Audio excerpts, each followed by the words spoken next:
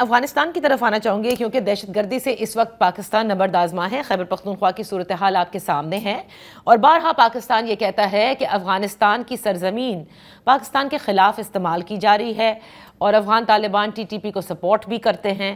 یہ ساری چیزیں سامنے ہیں.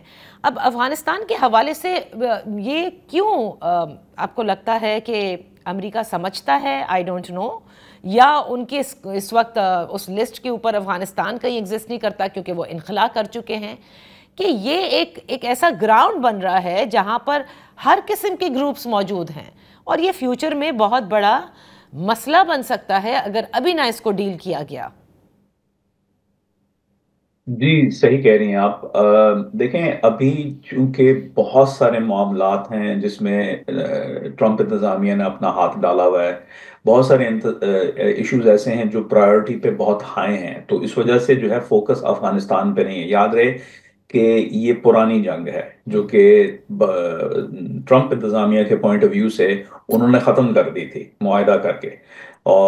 تو وہ اب ظاہر ہے اس طریقے سے ختم نہیں ہوئی, کیونکہ جب وہ اس کو آپریشنلائز کرنا تھا اگریمنٹ کو, تو اس وقت وہ حکومت میں نہیں تھے.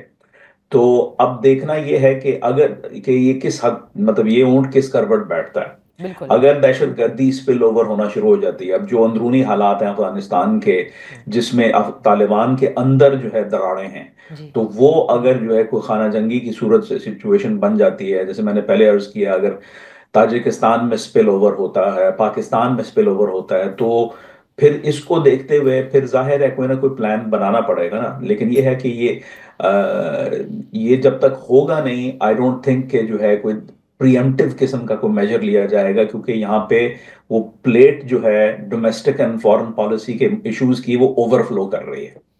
اور فلسطین کے ساتھ جو اس وقت معاملات ہیں, جو آتے کے ساتھ ہی ٹرمپ انتظامیہ نے کہے تھے کہ how they want to take over Gaza, اور پھر اسے ڈبل ڈاؤن بھی کیا تھا. اس وقت اب جو ریسنٹ ہے اور جو نئی پیشکش ہے اس کو آپ کس طرح سے دیکھ رہے ہیں, اور یہ معاملات مشرق وسطیٰ کے لیے, مطلب جس طرح سے امریکہ ڈیل کرے گا وہ مشرق وسطیٰ پر اس کے کیا اثرات آپ دیکھ رہے ہیں؟ دیکھیں اس میں سمجھنے کی ضرورت ہے کہ بحیثیت بزنس مین اور پھر جو ہے نا بحیثیت صدر, ڈونلڈ ٹرمپ کیوں کر جو ہے وہ غازہ کی جو معاملے کو اپنے ہاتھ میں لینا چاہیں گے. کوئی بھی امریکی حکومت یا کوئی بھی امریکی کمپنی جو ہے وہ ری بلڈنگ کا کیوں بیڑا اٹھائے گی, کیونکہ یہ تو ایک وار زون ہے, یہ کوئی لاجک نہیں بناتی. تو صحیح. یہ ایشو کا دباؤ ڈالنے کا, اور دباؤ ڈالنا تھا سعودی عرب کے اوپر اور دیگر عرب ممالک پہ, کہ دیکھیں جب سے جو ہے یہ اسرائیلی فلسطینی تنازع شروع ہوا ہے تب سے آپ نے جو ہے اس کی ذمہ داری نہیں لی اور ہم پہ چھوڑا ہوا ہے کہ 2 اسٹیٹ سولوشن بنائیں. یہ آپ کی ذمہ داری ہے, فلسطینی بھی عرب ہیں, مسلمان ہیں, آپ لوگ جو ہے بحیثیت سعودی عرب جو ہے اپنے آپ کو لیڈر کہتے ہیں, تو پھر آپ کیجئے, ہم جو ہے جو ہم سے مدد ہوگی ہم جو کر سکیں گے وہ کریں گے, لیکن آپ اس کی ذمہ داری لیں. فلسطینی اب آپ کی ذمہ داریاں, وہاں کیا ہوگا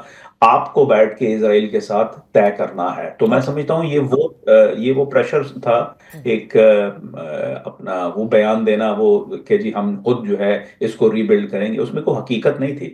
اب آپ دیکھتے ہیں کہ جو ہے سعودی عرب کی جانب سے جو ہے جو بیہیویئر شفٹ آیا ہے, جس کی ایک اور علامت یہ بھی ہے کہ دیکھیں جو روس کے اور امریکہ کے جو بات چیت چل رہی ہے یوکرین کے حوالے سے, اس کا سیکنڈ راؤنڈ بھی جو ہے وہ ریاض میں ہونے والا ہے. تو ایک طرح سے جو ہے امریکہ سعودی عرب کے سٹیٹس کو اپ گریڈ کرنا چاہ رہا ہے تاکہ اس کو کم سے کم کام کرنے پڑے.